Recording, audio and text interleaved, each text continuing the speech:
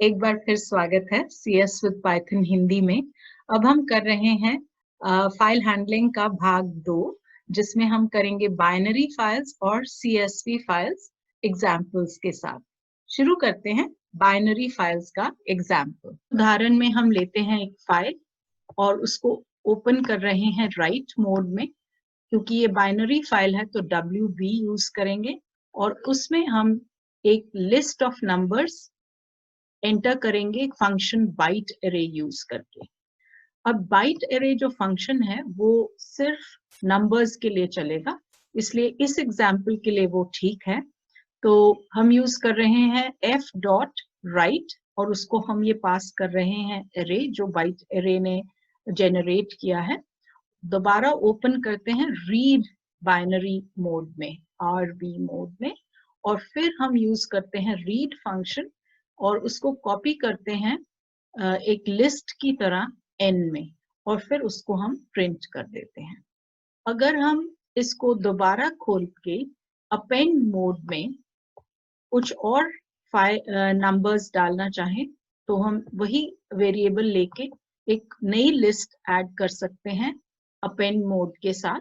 और जब हम इसको ओपन करके रीड करेंगे तो अब हमारे पास ये लिस्ट है विद एडेड नंबर्स जो हमने बाद में उसमें अपेंड किए हैं। सो ये हो गया राइट, रीड और अपेंड। पर बाइट एरे में हम बहुत सारी चीजें नहीं डाल सकते और उसके लिए हम यूज करें एक और मॉड्यूल है, पिकल मॉड्यूल। सो अगर हमारे पास पिकल मॉड्यूल है तो हम यूज कर सकते हैं to write and read binary files. तो इसमें दो फंक्शंस हैं, डम्प और लोड।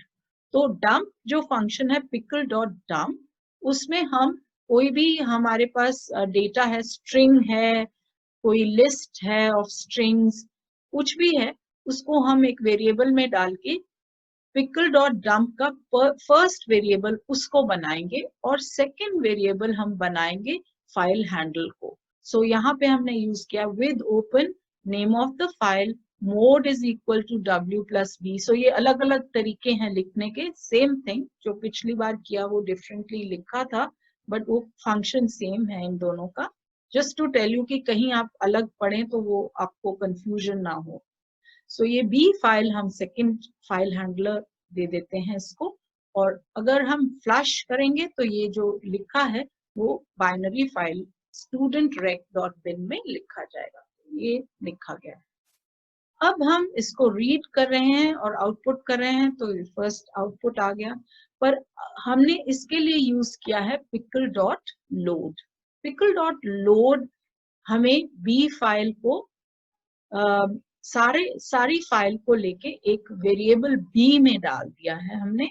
सो बेसिकली जो भी हमारे पास इंफॉर्मेशन फाइल के अंदर है वो अब एक वेरिएबल में स्टोर हो गई है B वेरिएबल में। अगर हम उसको प्रिंट करें B को तो वो पूरी ये वाली फर्स्ट जो हमने दी थी उसको लिस्ट वो प्रिंट कर रहा है। अब हम उसी लिस्ट में और इंफॉर्मेशन ऐड कर सकते हैं और दोबारा राइट कर सकते हैं। ये एक तरीका है, क्योंकि बाइनरी फाइल्स में थोड़ी प्रॉब्लम आती है। पिकल में अभी एक प्रॉब्लम है, इसमें एक बग है जिससे हम अपेंड करके आउटपुट में अपेंड नहीं देख पाते। वो एक और एग्जांपल में आपको दिखाऊंगी मैं। तो यहाँ पे हमने उसको यूज किया है, कॉन्कैटिनेशन से ऐड कर दिया है और दोबारा राइट कर दिया है फाइल में, एंड फिर जब हम रीड करते हैं तो वो अपेंडेड है। इस पर्टिकुलर एग्जाम्पल में हमने यूजर से इनपुट लिया है और हम कहते हैं एक हमने डिक्लेयर किया है एक खाली लिस्ट इनिशियलाइज करके, और उसमें हमने एक व्हाइल लूप लेके यूजर से इनपुट लिया है तब तक जब तक वो n नहीं प्रेस करता। जब वो n प्रेस करता है तो ये स्टॉप हो जाता है इनपुट लेना। उसके बाद ये एक फाइल ओपन करता है studentRec.bin और मोड है W+B।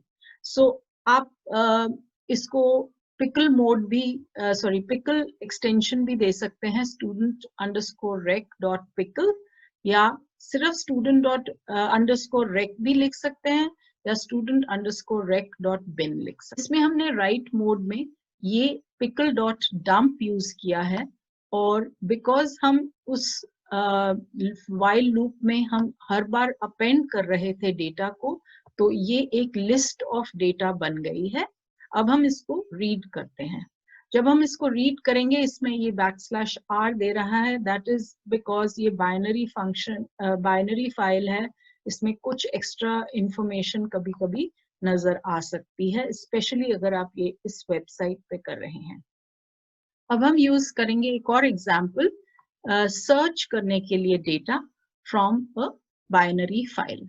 तो हमारे पास है import pickle, जो मॉड्यूल हमने इंपोर्ट करना है।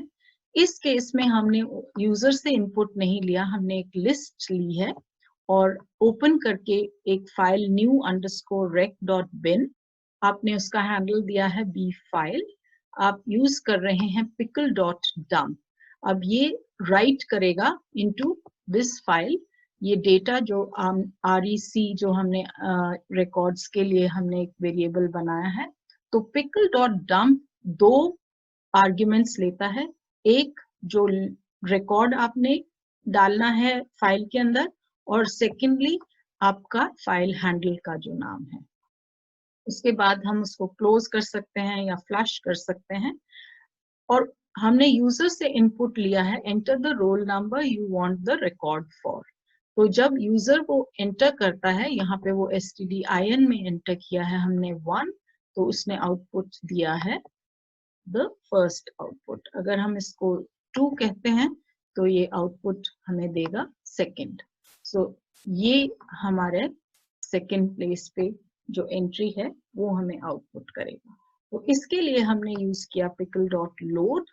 pickle.load एक ही आर्ग्यूमेंट लेता है, पर वो एक वैल्यू रिटर्न करता है, that is records. That means के वो फाइल खोलता है और उसमें से जो भी रिकॉर्ड्स हैं उनको लोड करता है एक वेरिएबल के अंदर, तब हम वो वेरिएबल को यूज करके आउटपुट दे सकते हैं। तो ये था सर्च करना बाइनरी फाइल के अंदर।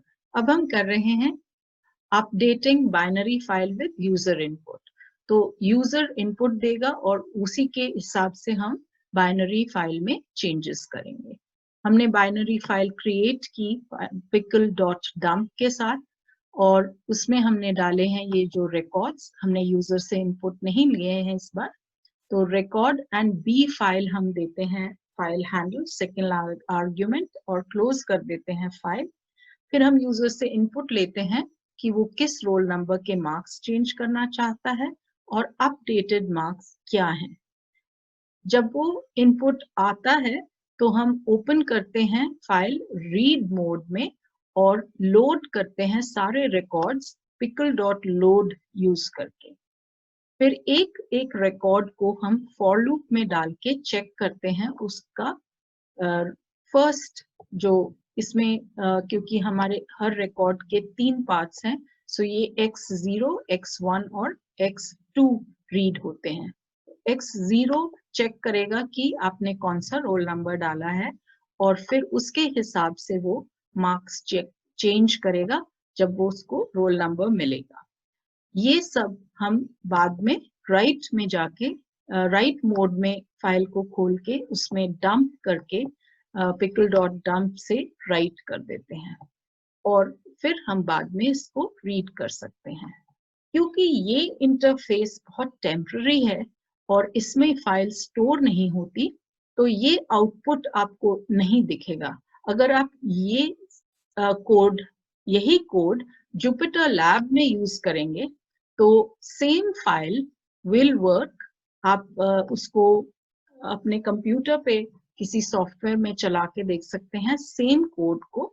और इस केस में हमने पहले यूजर से इनपुट ली है, पर क्योंकि ये फाइल ऑलरेडी सेव्ड है हमारे फाइल हमारे कंप्यूटर के किसी फोल्डर में, तो अब हम इसको रन करेंगे तो वो अपनी पुरानी फाइल पे जाके उसमें से रोल नंबर चेंज कर देगा। तो हमने इसमें 3 के मार्क्स रोल नंबर 3 के मार्क्स चेंज किए हैं। तो अब हम चेक करते हैं, रोल नंबर 3 के मार्क्स हैं 95 बिकॉज हमने उसको 95 मार्क्स दिए हैं, और पहले इस रोल नंबर 3 के मार्क्स थे 89। सो ये अपडेट कर सकता है फाइल्स को। सो ये एग्जाम्पल था बाइनरी फाइल्स में अपडेशन का। अब हम चलते हैं नेक्स्ट चीज जो है CSV फाइल्स। तो यहाँ पे हमारे पास इंपोर्ट करना है, हमने इंपोर्ट CSV, हमने उसको पास करनी है एक लिस्ट जिसमें हमने हर लिस्ट का हर आइटम एक ट्यूपल है, और ट्यूपल में हमारे पास 3 चीजें हैं, name, unit 1 marks and unit 2 marks. तो हमने यहाँ पे यूज किया है एक handler CSV file handle open करके, क्योंकि CSV फाइल को ओपन किया है राइट मोड में। इसमें हमने एक और पैरामीटर लिया है न्यू लाइन, और उसको कुछ नहीं, विदाउट एनीथिंग एक स्ट्रिंग बनाया है, एम्प्टी स्ट्रिंग। बेसिकली ये इसलिए है क्योंकि थोड़ा सा प्रॉब्लम है CSV फाइल्स में, वो एक एडिशनल लाइन ऐड कर देता है डेटा में अगर आप नहीं डालो इसको। तो इसके बाद हम यूज करते हैं इस मॉड्यूल का एक फंक्शन राइटर, जो कि एक ऑब्जेक्ट रिटर्न करता है, राइटर ऑब्जेक्ट। सो ये जो राइटर ऑब्जेक्ट है, इसका एक फंक्शन है राइटर राइट रो, या इसका एक और फंक्शन है राइट रोज, ऑल्सो एस के साथ भी है। तो राइट रो जो है वो हर इसको लिखेगा पर्सन फ्रॉम पर्सन्स इसमें, और फिर वो आउटपुट कर देगा। तो अगर हम राइट रोज लिखें तो हम पर्सन्स भी लिख सकते हैं इसमें, और फिर फाइल क्लोज कर देते हैं। अब हम इसको ओपन करते हैं रीड मोड में, और इसको फिर से ऑब्जेक्ट हम रिटर्न करेगा reader method of the CSV module. So here we have reader, और CSV फाइल पास कर दी हमने उसको ऑब्जेक्ट को। सो ये इस सारे इंफॉर्मेशन जो CSV फाइल की है उसको एक बेसिकली डेटा स्ट्रीम की तरह बना देता है, और फिर हम उसको रीड कर सकते हैं और प्रिंट कर सकते हैं यूजिंग अ फॉर लूप। अगर हमने अपेंड करना है CSV फाइल में, तो again we open, again we have another variable. ये हमने सेम ले लिया है, पर आप चेंज भी कर सकते हैं और डेटा ऐड कर सकते हैं। सो अब हमने ओपन किया है अपेंड मोड में, और फिर से राइटर यूज किया to return an object which will be used to write the row persons, and then इसको क्लोज करके फिर से रीड किया, तो अब हमारे पास डेटा आया है जो कि अपेंडेड है। अगर आप सेम फाइल को अपने कंप्यूटर पे करेंगे तो ये फाइल एक CSV फाइल जनरेट कर देगी, और इस फाइल को अगर आप रीड करना चाहें तो वो एक एक्सेल शीट की तरह दिखेगी, जिसमें हेडर होगा फर्स्ट वाले आइटम, और फिर बाकी के आइटम्स उसमें लिस्ट हो जाएंगी विद द सीरियल नंबर। तो ये थे एग्जाम्पल्स बाइनरी फाइल के और CSV फाइल के। इनके लिंक्स मैं नीचे डिस्क्रिप्शन में डाल रही हूँ, आप इनको ओपन करके चेंज करके चेक कर सकते हैं, और कुछ चीजें जो बाइनरी में नहीं चलती वो आप अपने कंप्यूटर पे चेक कर सकते हैं। तो इसके साथ आज का हम अध्याय यहीं खत्म करते हैं। ये था फाइल हैंडलिंग। अगला अध्याय हमारा है पाइथन लाइब्रेरी।